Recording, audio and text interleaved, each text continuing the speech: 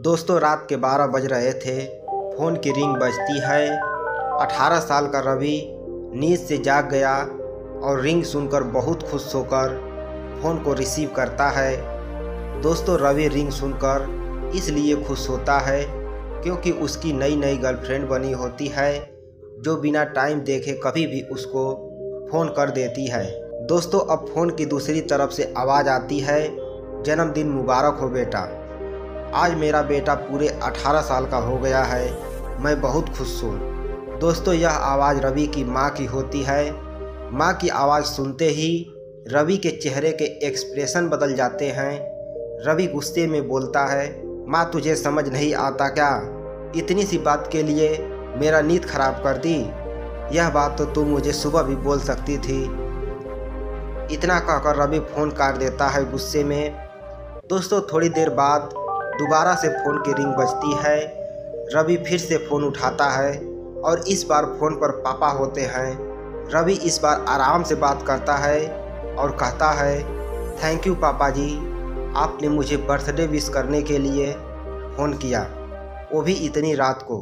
पापा कहते हैं, नहीं बेटा, मैंने तुम्हें मुबारकबाद देने के लिए नहीं बल्कि ये बताने के लिए फ़ोन किया हूँ कि तुम्हारी माँ बिल्कुल पागल है।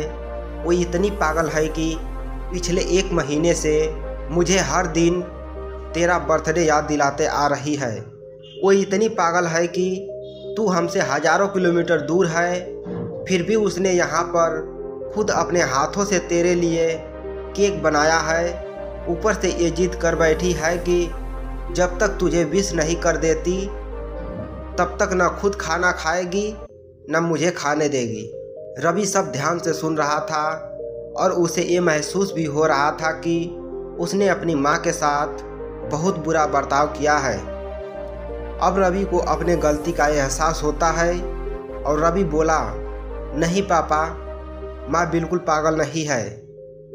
पापा कहते हैं, नहीं बेटा, तू अपनी माँ के पागलपन को नहीं जानता है, मैं जानता हूँ।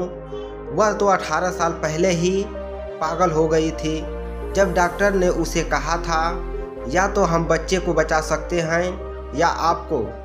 उसने बिना 1 सेकंड भी सोचे बच्चे को बचाने का फैसला ले लिया और मुझे भी कसम देकर उस फार्म पर साइन करने के लिए मना लिया था जिस पर लिखा था उसकी ज़िंदगी इस ऑपरेशन से खतरे में है और अगर उसे कुछ होता है तो उसके जिम्मेदार डॉक्टर नहीं होंगे।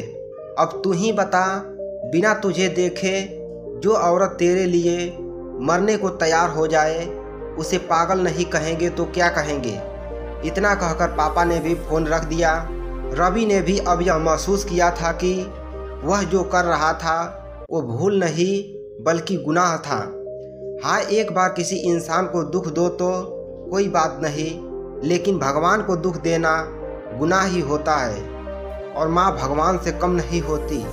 पश्चाताप के आंसू उसकी आंखों से बह निकले। सवेरा होते ही रवि अपने घर की ओर रवाना हो गया अपने माँ बाप से माफ़ी मांगने के लिए। घर पहुँचते ही उसने पहले माँ से माफ़ी मांगी जिसने उसे गले से लगा लिया। फिर वह अपने पापा से माफ़ी मांगने लगा। पापा ने कहा, कोई बात नहीं बेटा, जा तू वापस चला जा। तेरी माँ हमेशा कहती थी कि तू उसे बुढ़ापे में संभालेगा, लेकिन मैं उसे समझा दूंगा।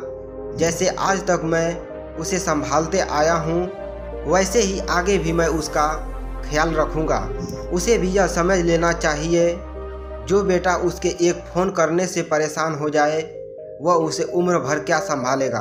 पापा की ऐसी कड़वी बातें सुन रवि की आंखों से आंसू बहने लगा। वो सर झुकाए अपने पापा के सामने चुपचाप खड़ा रहा।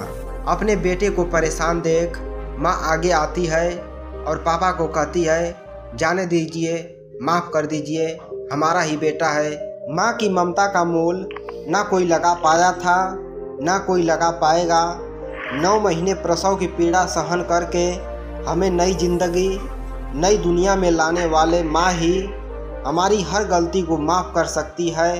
दोस्तों अगर आप भी अपनी मम्मी पापा से प्यार करते हैं तो वीडियो को ज़रूर लाइक करें। जय हिंद दोस्तों।